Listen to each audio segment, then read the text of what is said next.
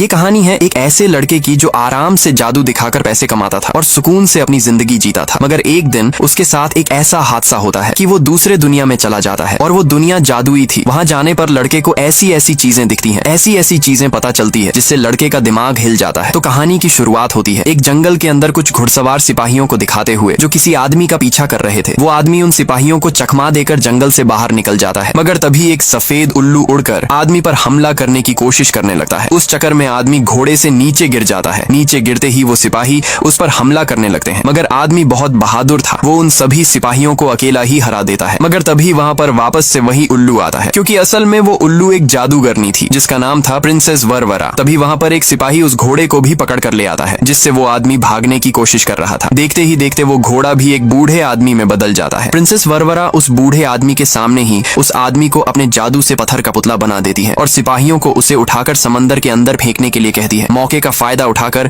वो बूढ़ा आदमी भी समंदर के अंदर कूद जाता है। तब हम देखते हैं कि समंदर के अंदर उस पत्थर बन चुके आदमी की तरह बहुत सारे और लोग भी थे जो पत्थर बन चुके थे, यानी प्रिंसेस वरवरा ने उन सभी को पत्थर बना दिया था। अगले सीन में हमें असली दुनिया दिखाई जाती है जहाँ पर इवान नाम का एक लड़का लाइव शो में जादू दिखा रहा था। कुछ देर के बाद शो खत्म होने पर जब वो बाहर आता है तभी एक बूढ़ी औरत उसके पास आती है और इवान से कहने लगती है कि जल्दी ही उसकी किस्मत बदलने वाली है। और वो इवान से एक अजीब बात कहती है कि वो दूसरी दुनिया में जाकर मुर्गी की तरह एक घर को जलाने वाला है और उसी समय से उसका बुरा वक्त शुरू हो जाएगा। इधर इवान जो खुद एक जादूगर था वो उस बूढ़ी औरत के उन बातों पर बिना ध्यान दिए अपने गाड़ी में बैठकर घर चला जाता है। अगले दिन इवान को किसी का कॉल आता है, तब इवान तुरंत अस्पताल में पहुंचता है। वहाँ पर एक औरत इवान को किसी मरीज के पास ले जाती है, क्योंकि वो मरीज सिर्फ 10 साल का एक लड़का था जो पिछले कई महीनों से उसी तरह कोमा में होता है। और क्योंकि इवान अपने उन जादू के लिए बहुत फेमस था, इसलिए वो औरत इवान को अपने जादू से उस लड़के को कोमा से जगाने के लिए कहती है। मगर इवान वो नहीं कर सकता था और वो तो जादू के बहाने सभी लोगों को फंसाकर पैसे कमाता था, इसलिए वो किसी बहाने से वहाँ से चला आता है। वो वहाँ से निकलकर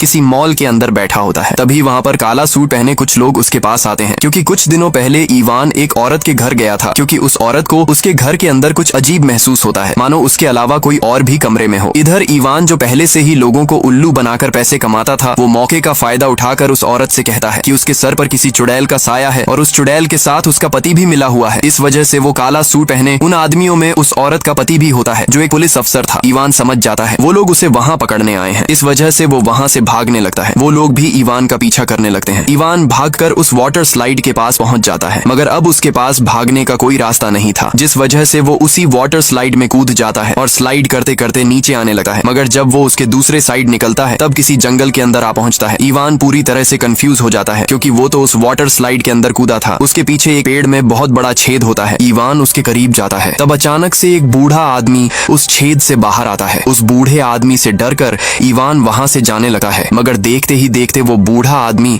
उसके दूसरे साइड भी आकर खड़ा हो जाता है। इवान डर के मारे नीचे पड़ी पेड़ की एक डाली उठाता है और उसे उस बूढ़े आदमी की तरफ फेंकने ही वाला होता है कि वो पेड़ की डाली एक बड़े से पेड़ में बदल जाती है, जिसे देखने के बाद इवान को अपने आंखों पर यकीन ही नहीं आता। उसे लगने लगा है कि वो जरूर कोई सपना देख रहा है। उसी वक्त वो बूढ़ा आदमी अपनी वो लकड़ी जमीन पर पटकता है। उसके अगले ही पल इवान की अचानक से दुम निकल आती है, जिसके बाद इवान को अब यकीन हो जाता है कि वो जरूर सपना ही देख रहा है। वो बूढ़ा आदमी इवान को बताता है कि वो वहाँ के राजा इलिया का बेटा है, जिसे आज से कुछ साल पहले किसी वजह से उसी बूढ़े आदमी ने धरती पर छोड़ दिया था। और ये बात सच थी कि इवान बचपन से एक अनाथ आश्रम में पला बढ़ा था, मगर उसके बाद भी इवान उस बूढ़े आदमी पर यकीन नहीं करता। उसी वक्त वो बूढ़ा आदमी इवान को एक अंगूठी पकड़ाता है, लेकिन इसके पहले कि वो और कुछ बता पाता, पीछे से एक तीर आकर सीधा उस बूढ़े आदमी को लगा है। तीर के लगते ही वो आदमी तो अजीब तरीके से गायब हो जाता है। उसी वक्त वहाँ पर घोड़े पर सवार कई सारे सिपाही आते हैं, जिन्हें देखने के बाद अब इवान को थोड़ा यकीन आने लगता है कि ये सपना नहीं बल्कि हकीकत है। इवान उन सिपाहियों से बचकर भागने की कोशिश करता है, मगर खुद ही पेड़ की एक डाली से टकराकर बेहोश हो जाता है। वो सिपाही इवान को पकड़कर सीधा महल के अंदर ले जाते हैं, जहाँ पर राजा डोब्रिनिया इवान के जब उस अंगूठी को देखता है तब वो तुरंत उसे रिहा कर देते हैं। इवान को यकीन ही नहीं आता कि आखिर वो राजा अचानक से उसके साथ इस तरह का बर्ताव क्यों कर रहा है। वो राजा वहाँ मौजूद सभी लोगों को इवान से मिलवाता है, क्योंकि जो अंगूठी उस बूढ़े आदमी ने इवान को दी थी वो असल में राजा इलिया की अंगूठी थी, और डोब्रिनिया असल में राजा इलिया का छोटा भाई था, यानी इवान का चाचा, क्योंकि राजा इलिया अब मर चुके थे और अब डोब्रिनिया ही वहाँ पर राज करता था। उसी वक्त वहाँ पर वही कहानी के शुरुआत वाली प्रिंसेस वरवरा आती है, और वो असल में डोब्रिनिया की पत्नी यानी इवान की चाची थी। वो भी इवान को देखकर बहुत खुश हो जाती है। डोब्रिनिया प्रिंसेस वरवरा को इवान को उसका कमरा दिखाने के लिए कहकर वहाँ से चला जाता है, मगर डोब्रिनिया के वहाँ से जाते ही प्रिंसेस वरवरा इवान को पकड़कर काल कोठरी में डलवा देती है। इवान को समझ ही नहीं आता कि आखिर उसे काल कोठरी में क्यों डलवाया गया, जबकि वो तो राजा इलिया का बेटा है। इवान को लगता है कि उसकी चाची यानी प्रिंसेस वरवरा उसके चाचा से छुपाकर ये सारी हरकतें कर रही हैं। तभी उसे पीछे से किसी की आवाज आती है। इवान जब उस आवाज की तरफ देखता है तब वहाँ पर किसी आदमी को सभी बॉडी पार्ट को अलग कर बर्फ के अंदर रखा होता है। इवान कुछ समझ पाता उसके पहले ही उस आदमी की आंखें खुल जाती हैं और वो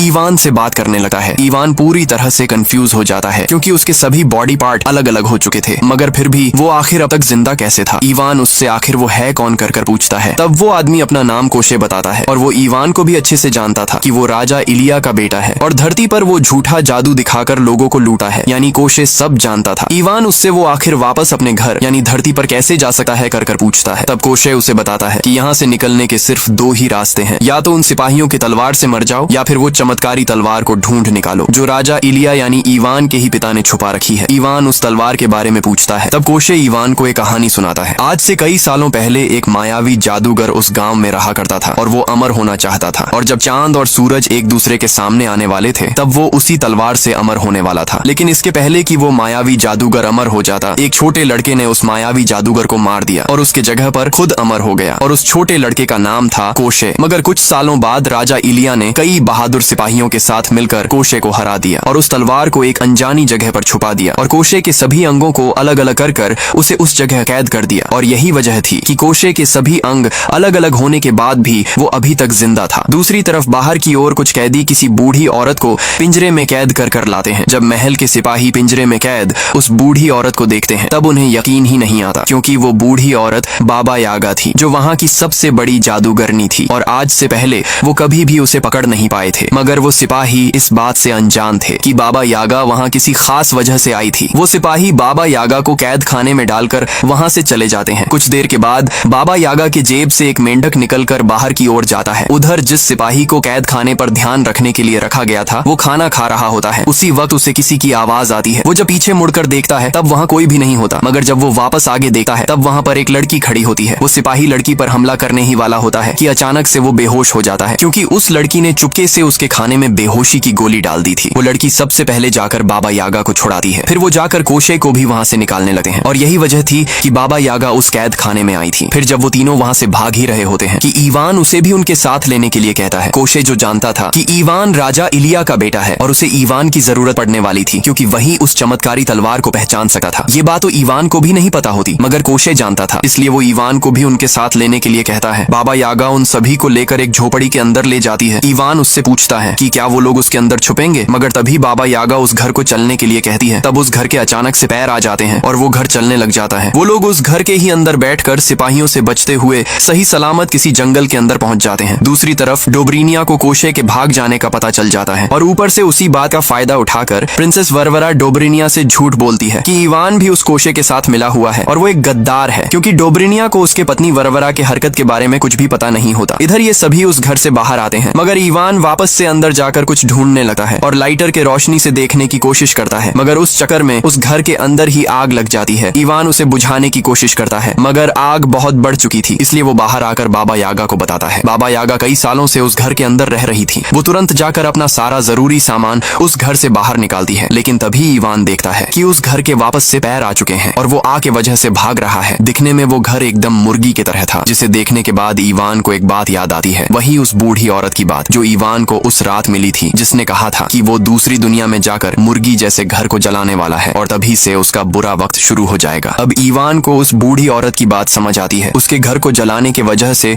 बाबा यागा उसे झाड़ू से मारने लगी है। कुछ देर के बाद वही लड़की जिसका नाम वैसिलीसा था, वो इवान को एक दवाई के नाम पर कुछ पीने के लिए देती है। इवान भी बिना सोचे उसे पी जाता है, मगर वो असल में बाबा यागा की ही एक जादुई दवाई थी, जिससे किसी भी इंसान की आवाज 100 गुना बढ़ जाती थी। एक तो पहले ही इवान ने बाबा यागा का वो घर जला दिया था और अब वो उस दवाई को पीकर बाबा यागा के ही सामने तेज आवाज में बात कर रहा था, जिस वजह से बाबा यागा बार बार दूर जाकर गिर रही थी। बाबा यागा इवान को उस दवाई का असर खत्म करने के लिए एक दूसरी दवाई देती है। इधर वैसिलीसा इवान के ऊपर हंसी जा रही थी। फिर वो सभी उस चमत्कारी तलवार को ढूंढने के सफर में निकल पड़ते हैं। बाबा यागा तो आराम से अपने उस जादुई बाल्टी में बैठकर उड़ते हुए जा रही थी। कुछ दूर आगे जाने पर इवान अपना फोन निकालकर उन तीनों के साथ तस्वीरें लेने लगा है, लेकिन अब प्रिंसेस वरवरा अपने सिपाहियों को लेकर उस जंगल तक पहुंच चुकी थी। उस चमत्कारी तलवार को पाने के लिए कोशे को उस खूनी नदी नदी से होकर गुजरना पड़ने वाला था, जिसके अंदर हजारों पिरान्हा मछलियां थीं। इसलिए अगर उन्हें उस नदी को पार करना है तो उन्हें मरमान की जरूरत पड़ने वाली थी। लेकिन मरमान किसी की बात नहीं सुनता था। उसे अगर जाल में फंसाना है तो उसका सिर्फ एक ही रास्ता था, हसीन लड़कियां। इसलिए कोशे वैसिलीसा को पानी के किनारे बैठा देता है ताकि उसे देकर मरमान बाहर आ जाए, और होता भी बिल्कुल वैसा ही है। मरमान वैसिलीसा को देकर पानी के बाहर आता है। वैसिलीसा मरमान को मोहित करने की कोशिश करती है, मगर उसी वक्त एक केकड़ा मरमान के पास आकर उसके कानों में कुछ कहता है, जिसके बाद मरमान अपने नाक से कुछ महसूस करने की कोशिश करता है और उसे वैसिलीसा से बगावत की बू आती है, क्योंकि वो लोग मरमान का सिर्फ उस खूनी नदी को पार करने के लिए इस्तेमाल करने वाले थे। उसमें मरमान का कुछ भी फायदा नहीं था। उसी वक्त कोशे आगे आता है। मरमान कोशे को अच्छे से जानता था, मगर वो कोशे की भी बात नहीं मानता। अब बाबा यागा अपने आप से कहती है कि उसे ही कुछ करना होगा। वो बात इवान सुन लेता है और वो बाबा यागा को कुछ न करने के लिए ही कहता है, क्योंकि बाबा यागा एक बूढ़ी औरत थी और मरमान तो सिर्फ हसीन लड़कियों के लिए ही काम करता था। मगर इवान बाबा यागा को ठीक से नहीं जानता था। बाबा यागा चुपके से एक नीले कलर के लिक्विड को निकालती है और उसे एक सूखे हुए सेब पर डाल देती है, जिसके बाद वो सूखा सेब अचानक से गोल मटोर ताजे सेब में बदल जाता है। बाबा यागा उसी सेब को उठाकर खा जाती है। उसके अगले ही पल बाबा यागा एक जवान खूबसूरत लड़की में बदल जाती है, जिसे देखकर इवान को तो यकीन ही नहीं आता। मरमन इस बार अपने सामने इतने खूबसूरत लड़की को देखकर मना नहीं कर पाता और उनके उस चमत्कारी तलवार ढूंढने के सफर में जुड़ जाता है। दूसरी तरफ प्रिंसेस वरवरा उस झील के पास भी पहुंच जाती है जहां पर वो लोग मरमन को ढूंढने आए थे। वो अपने जादू से पानी को गर्म करने लगती है, जिस वजह से मरमन के साथ रहने वाला केकड़ा गर्मी को सह नहीं पाता और पानी से बाहर आ जाता है। वो केकड़ा वरवरा को सारी बात बता देता है, जिसे सुनने के बाद प्रिंसेस वरवरा एक जादुई तीर निकालकर हवा में छोड़ देती है। वो तीर जाकर सीधा राजमहल के किसी सिपाही को लगता है जो डोबरिनिया के पास था। वो तीर लगते ही वो सिपाही प्रिंसेस वरवरा के भेस में आ जाता है और कोशे जो कुछ भी कर रहा है उसके बारे में सारी बात डोबरिनिया को पता चल जाती है कि वो मरमान को लेकर उस खूनी नदी को पार कर चमत्कारी तलवार को ढूंढने गया है। इधर कोशे उन सभी को लेकर एक गुफा के अंदर जाता है। उस गुफा के अंदर एक विशाल दानव रहता था, मगर उस चमत्कारी तलवार के पास जाने का रास्ता सिर्फ उस गुफा से ही होकर गुजरता था। ये सभी बिना किसी आवाज के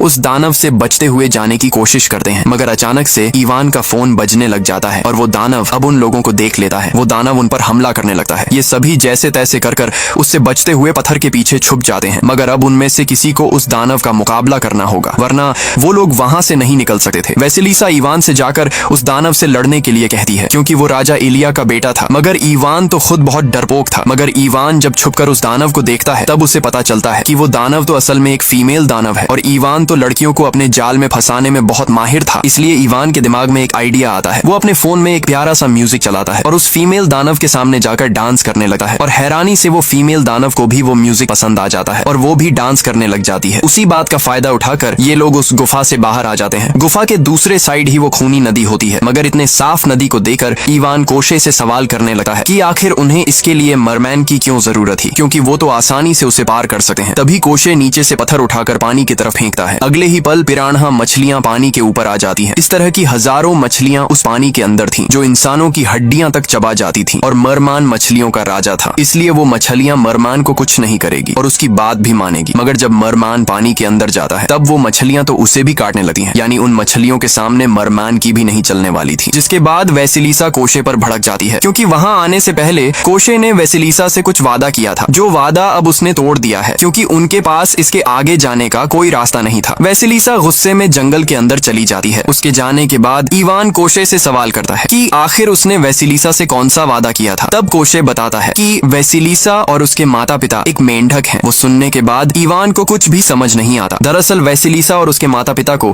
किसी ने श्राप देकर मेंढक बना दिया था, लेकिन बाबा यागा ने वैसिलीसा को बचाकर उसे जब चाहे तब इंसान बनने की ताकत दी थी। मगर उसके माता पिता कभी भी इंसान नहीं बन सकते थे। उसके लिए वो चमत्कारी तलवार की जरूरत थी। वही तलवार वैसिलीसा के माता पिता को वापस इंसान बना सकती थी। अब कोशे की सारी बात सुनने के बाद इवान वैसिलीसा के पास जाता है और उसे दिलासा देने लगता है। वो कहता है कि कम से कम उसके माता पिता हैं तो सही, क्योंकि इवान ने बचपन से अपने माता पिता को देखा तक नहीं होता। वो बचपन से अनाथ आश्रम में रहता आ रहा था। अनाथ आश्रम के कुछ शरारती लड़के इवान को बार बार परेशान करते थे। उनकी ये सारी बातें चल ही रही होती हैं कि इवान को एक प्यारा सा खरगोश दिखता है। वो उसे लेकर वैसिलीसा को देता है, मगर वैसिलीसा अचानक से उस खरगोश को दूर फेंककर उसे मारने लगती है। इवान उसे रोकने की कोशिश करता है। उसे समझ नहीं आ रहा था कि आखिर वैसिलीसा इतने मासूम जानवर को क्यों मार रही है। तभी वो मासूम खरगोश अचानक से प्रिंसेस वरवरा में बदल जाता है, जिसे देखने के बाद वो दोनों जल्दी से भागकर कोशे के पास जाते हैं। कोशे उन्हें तुरंत उस पास के कुएं के अंदर कूदने के लिए कहता है। वो सभी एक एक कर उस कुएं के अंदर कूद जाते हैं। सबके कुएं में कूदते ही बाबा यागा की वो जादुई बाल्टी कुएं को ब्लॉक कर देती है, ताकि प्रिंसेस वरवरा और उसके वो सिपाही अंदर न आ सके। अंदर ईवान सभी लोगों से मरमैन के बारे में पूछता है, क्योंकि वो तो कुएं में कूदा ही नहीं था। उन्हें लगता है कि शायद मरमन बाहर ही रह गया है, लेकिन तभी मरमन तो पानी के ही अंदर से बाहर आ जाता है, क्योंकि वो तो पहले से ही कुएं के अंदर था। कोशे मरमन को कुछ करने के लिए कहता है, क्योंकि अगर वो लोग वहीं रहे तो सिपाही उस बाल्टी को तोड़कर उन्हें पकड़ लेंगे, लेकिन वहां से बाहर भागने का कोई रास्ता ही नहीं था। तभी मरमैन पानी के अंदर चला जाता है। उसके अंदर जाते ही कुएं का पानी अचानक से कम होने लगता है, क्योंकि मरमैन ने कुएं के सारे पानी को अपने अंदर ले लिया था। मरमैन नीचे के उस सुराग से सबको जाने के लिए कहता है और खुद वहीं रुक जाता है। बाहर की और वो सिपाही भी उस जादुई बाल्टी को तोड़ देते हैं और प्रिंसेस वरवरा पंछी के भेस में अंदर आती है। वो मरमैन को रास्ते से हटने के लिए कहती है, मगर मरमैन मना कर देता है और हंसने लग जाता है, जिस वजह से प्रिंसेस वरवरा गुस्से में मरमैन पर अपना जादुई चाबुक चलाकर उसे पत्थर में बदल देती है। दूसरी तरफ ये लोग कुछ दूर चलने के बाद रात होते ही आग जलाकर आराम करने का बंदोबस्त करते हैं। तब ईवान के आसपास बहुत सारे कीड़े घूम रहे होते हैं। उस वजह से वो मजाक में वैसिलीसा को उन कीड़ों को खाने के लिए कहता है, क्योंकि वो एक मेंढक थी, मगर वैसिलीसा को उसका मजाक पसंद नहीं आता और वो वहां से उठकर चली जाती है। कुछ देर बाद ईवान वैसिलीसा को ढूंढने लगा है। तब उसे एक मेंढक दिखता है। ईवान को लगता है कि वही मेंढक वैसिलीसा है, इसलिए वो उसी से बात करने लगा है। इधर वैसिलीसा तो ईवान के पीछे खड़े होकर उसकी सारी बातें सुन रही थी। फिर जब ईवान पीछे मुड़ता है तब वो तो वैसिलीसा को वहां देकर डर जाता है। ईवान के गले में एक खास तरह का लॉकेट होता है। वो उस लॉकेट को वैसिलीसा को पहना देता है, क्योंकि ईवान कहीं ना कहीं वैसिलीसा को पसंद करने लगा था। ईवान जब छोटा था तब जो बच्चे उसे अनाथ आश्रम में परेशान करते थे, उन्होंने उसे एक दिन अलमारी के अंदर कैद कर रख दिया था और उसे वहीं छोड़कर चले गए थे। मगर ईवान को उस वक्त अलमारी में एक लंबी पिन जैसी चीज मिली थी और वो उसी के मदद से अलमारी से बाहर आ गया था। उसी दिन से उसने उस पिन को बहुत संभाल कर रखा था, क्योंकि वो उसके बहादुरी की निशानी थी। उसी वक्त कोशे वहां आकर उन्हें सोने के लिए कहता है, क्योंकि उन्हें सुबह वापस चमत्कारी तलवार के तलाश में निकलना था, क्योंकि उस कुएं के नीचे से निकलने के बाद वो अपने आप उस खूनी नदी के दूसरी साइड आ चुके थे। फिर इसी तरह सुबह हो जाती है, लेकिन सुबह होने पर प्रिंसेस वरवरा अपने सिपाहियों को लेकर उन लोगों को चारों तरफ से घेर लेती है। वैसिलीसा और कोशे प्रिंसेस वरवरा से लड़ने की कोशिश करते हैं, मगर प्रिंसेस वरवरा कोशे को उठाकर दूर फेंक देती है और उसी जादुई चाबुक से वैसिलीसा पर भी हमला करने लगती है। वैसिलीसा बचने के चक्कर में उस किनारे से नीचे गिर जाती है, जिसे देखकर ईवान का दिल पूरी तरह से टूट जाता है। अब सिपाही उन लोगों को बंधी बनाकर वहां से ले जाने लगते हैं। तभी ईवान को मेंढक की आवाज आती है। ईवान जब पीछे मुड़कर देखता है तब वहां पर वैसिलीसा ही होती है, जो बच चुकी थी, क्योंकि गिरने से पहले उसने खुद को मेंढक में बदल दिया था और ईवान के उसी लॉकेट के वजह से वैसिलीसा बच गई थी। प्रिंसेस वरवरा ईवान, कोशे और बाबा यागा को लेकर एक जगह पर ले जाती है। उस जगह पर हजारों तलवारें पड़ी होती हैं, जिसे देखने के बाद ईवान एक सवाल पूछता है कि आखिर इतनी सारी तलवारों में से चमत्कारी तलवार कैसे पता लगेगी। उसके जवाब में प्रिंसेस वरवरा कहती है कि तुम राजा इलिया के बेटे हो और उस तलवार को सिर्फ तुम ही ढूंढ सकते हो। अब ना चाहते हुए ईवान जाकर तलवार ढूंढने लगता है। तभी वो अचानक से एक तलवार उठाकर यही है चमत्कारी तलवार कर जोर से चिल्लाता है, मगर उसके अगले ही पल वो तलवार तो उसके हाथ में ही टूट जाती है, क्योंकि ईवान ने तो बस एक तुक्का लगाया था। जिसके बाद अब प्रिंसेस वरवरा गुस्से में ईवान पर अपने उस जादुई चाबुक से हमला करने लगती है। उससे बचने के चक्कर में ईवान जमीन पर पड़ी एक लकड़ी उठाता है। उस लकड़ी को उठाते ही वो अचानक से एक तलवार में बदलने लगती है, क्योंकि राजा इलिया ने उस चमत्कारी तलवार को उस लकड़ी के ही रूप में छुपा कर रखा हुआ था। अब ईवान उसी तलवार से प्रिंसेस वरवरा पर हमला करता है, जिसके वार से वो तो दूर जाकर गिर जाती है। ईवान सबसे पहले बाबा यागा और कोशे को छुड़ाता है और वो तलवार कोशे को दे देता है, क्योंकि कोशे ने उस चमत्कारी तलवार के मिलने के बाद ईवान को उसके दुनिया में वापस भेजने का वादा किया था। लेकिन उसी वक्त वहां पर डोबरीनिया आ जाता है। डोबरीनिया ईवान को गद्दार समझ रहा था, मगर ईवान बिना किसी देरी के प्रिंसेस वरवरा की सारी हकीकत डोबरीनिया को बता देता है, जिसे सुनने के बाद डोबरीनिया को यकीन ही नहीं आता। लेकिन वो सब तो डोबरीनिया नाटक कर रहा था, क्योंकि उसे पहले से ही सारी चीजें पता थी। और इससे भी बुरा तब होता है जब ईवान को पता चलता है कि कोशे भी डोबरीनिया से मिला हुआ है, क्योंकि उस चमत्कारी तलवार के बदले डोबरीनिया कोशे को वो जादुई पत्थर देने वाला था, जिसके अंदर कोशे की जिंदगी कैद थी। वादे के मुताबिक कोशे डोबरीनिया को वो तलवार देता है और डोबरीनिया कोशे को वो जादुई पत्थर। मगर डोबरीनिया बहुत चालाक था, क्योंकि उसने कोशे को नकली पत्थर दिया था। उसी वक्त वहां पर वैसिलीसा मेंढक के रूप में आती है और वो इंसान में बदलकर उस तलवार को डोबरीनिया के हाथ से गिरा देती है। वो तलवार जाकर सीधा ईवान के पास जा गिरती है। ईवान तुरंत उस तलवार को उठा लेता है। वैसिलीसा उस तलवार से डोबरीनिया को और वरवरा को खत्म करने के लिए कहती है, मगर ईवान तो उस तलवार से धरती पर जाने का पोर्टल बनाकर बिना किसी परवाह के वैसिलीसा को उसी हालत में छोड़कर पोर्टल के अंदर कूद जाता है और वो वापस अपने असली दुनिया में चला आता है। मगर जब इवान घर जाता है तब वो अपने फोन को देखने लगता है, जिसके अंदर उसके कोशे, बाबा यागा और वैसिलीसा के साथ तस्वीरें थीं। वैसिलीसा के उन फोटो को देखने के बाद इवान को अपने डिसीजन पर पछतावा होने लगा है, क्योंकि वो वैसिलीसा को पसंद करने लगा था और उसने उसे वहीं डोब्रिनिया के पास मरने के लिए छोड़ दिया था। तभी इवान अचानक से उठकर घर से निकलता है और सीधा वापस उसी वाटर स्लाइड में जाकर वापस से कूद जाता है, मगर इस बार वो दूसरी दुनिया में नहीं पहुंचता और इस तरह से बिना टिकट के अंदर घुसने की वजह से पुलिस भी उसे पकड़कर जेल के अंदर डाल देती है। मगर जेल के अंदर इवान के साथ एक और कैदी भी था और वो कैदी और कोई नहीं बल्कि वही बूढ़ा आदमी था जो इवान को जब वो पहली बार उस दूसरी दुनिया में गया था तब मिला था। इवान को लगा था कि उस तीर के लगने की वजह से वो बूढ़ा आदमी मर चुका है, मगर उसे अपने सामने देखकर इवान बहुत खुश हो जाता है। इवान उस बूढ़े आदमी को उसे वापस उस जादुई दुनिया में भेजने के लिए कहता है। वो बूढ़ा आदमी भी उसके लिए मान जाता है, लेकिन जाने से पहले वो इवान को किसी तरह का छोटा सा पाउच पकड़वाता है। फिर वो अपने उस जादुई लकड़ी से दूसरी दुनिया का पोर्टल खोल देता है और इवान भी इसके पहले कि दूसरे पुलिस अफसर आकर उसे पकड़ ले उस पोर्टल के अंदर कूद जाता है। दूसरी तरफ जादुई दुनिया में डोब्रिनिया ने वैसिलीसा, बाबा यागा और कोशे को पकड़कर बांध दिया था और इससे भी बुरा ये था कि वो चमत्कारी तलवार वापस से डोब्रिनिया को मिल चुकी थी और आज वही दिन था जब सूरज और चांद एक दूसरे के सामने आने वाले थे, यानी डोब्रिनिया भी अब उस चमत्कारी तलवार से कोशे की तरह अमर होने वाला था। उसी वक्त सिपाही इवान को पकड़कर वहां ले आते हैं, क्योंकि उस पोर्टल से इस दुनिया में आते ही सिपाहियों ने उसे पकड़ लिया था। मगर इवान इस बार खाली हाथ नहीं आया था। वो अपने साथ पोर्टल में कूदने से पहले बंदूक भी लेकर आया था। वो डोब्रिनिया पर बंदूक उतान देता है और उसे अमर होने वाली प्रक्रिया रोकने के लिए कहता है, मगर जब डोब्रिनिया उसकी बात नहीं सुनता तो इवान उस पर गोली चला देता है। वो गोली सीधा डोब्रिनिया के सीने पर लग जाती है और डोब्रिनिया वहीं मर जाता है। अब इवान उसकी चाची यानी प्रिंसेस वर्वरा पर भी बंदूक उतान देता है, मगर डरने के बजाय प्रिंसेस वर्वरा के चेहरे पर मुस्कान आ जाती है, क्योंकि इवान के पीछे डोब्रिनिया वापस उठ खड़ा हो चुका था, क्योंकि इवान के गोली चलाने के पहले ही डोब्रिनिया ने खुद को अमर कर लिया था। उसी वक्त एक छोटा ड्रैगन अचानक से वहां आ जाता है, जिसे इवान ने ही पकड़े जाने से पहले रिहा कर उस बूढ़े आदमी के उस पाउच से कुछ खिलाया था। वो ड्रैगन भले ही छोटा था, मगर अब वो अपने उस आग से चारों तरफ तबाही मचाने लगता है। उस भाग दौड़ में डोब्रिनिया के हाथ से वो तलवार छूट जाती है और उसका वो जादुई पत्थर भी तलवार से अलग हो जाता है। वैसिलीसा इवान को बताती है कि उसे वो जादुई पत्थर तोड़ना होगा, क्योंकि उसी के अंदर डोब्रिनिया की जान कैद है। मगर डोब्रिनिया इवान के ऊपर तलवार से वार करने लगता है। इवान भी उससे लड़ने की कोशिश करता है, मगर वो डोब्रिनिया के सामने ज्यादा देर टिक नहीं पाता और डोब्रिनिया इवान को गिराकर उसे खत्म करने वाला होता है कि तभी वहां पर कोशे आ जाता है। उसके हाथ में वो जादुई पत्थर भी था, मगर अगर कोशे ने उस पत्थर को तोड़ा तो डोब्रिनिया के साथ साथ कोशे की भी जान जाने वाली थी। उसी वक्त पीछे से प्रिंसेस वर्वरा तलवार फेंककर कोशे का हाथ ही काट देती है और वो हाथ सीधा डोब्रिनिया के पास जा गिरता है। मगर क्योंकि कोशे अमर था, इस वजह से वो उस टूटे हुए हाथ से ही वो जादुई पत्थर वापस उसके पास फेंकता है और तलवार से उस पत्थर को तोड़ देता है, जिसके बाद डोब्रिनिया और कोशे दोनों भी खत्म हो जाते हैं। प्रिंसेस वर्वरा खिड़की से कूदकर वहां से भाग जाती है। इधर उस पत्थर के टूटे ही